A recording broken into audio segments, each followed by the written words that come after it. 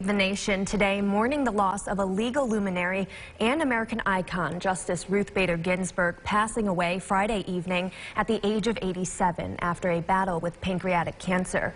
As the tributes pour in, a political battle is already brewing over her replacement. Here's ABC's Karina Mitchell.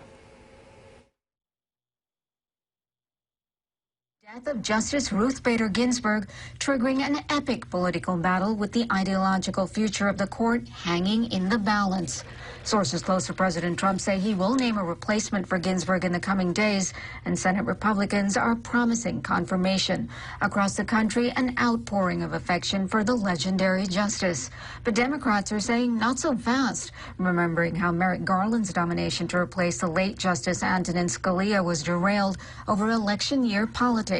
Senate Majority Leader Mitch McConnell saying the nomination was for the next president to make, not Obama. Let me be clear that the voters should pick the president, and the president should pick the justice for the Senate to consider. This was the position of the Republican Senate took in 2016 when there were almost 10 months to go before the election. For now, the nation is mourning the death of a legal pioneer. Crowds gathering at the steps of the Supreme Court as flags above the Capitol and the White House lowered to half-staff. 3,000 miles away, a candlelight vigil in San Francisco as tributes pour in from across the political spectrum, hailing Ginsburg's work as a champion of equality in her quarter century on the court. Whether you agreed or not, she was an amazing woman who led an amazing life. She became a pop culture icon and symbol of strength and determination as a four-time cancer survivor.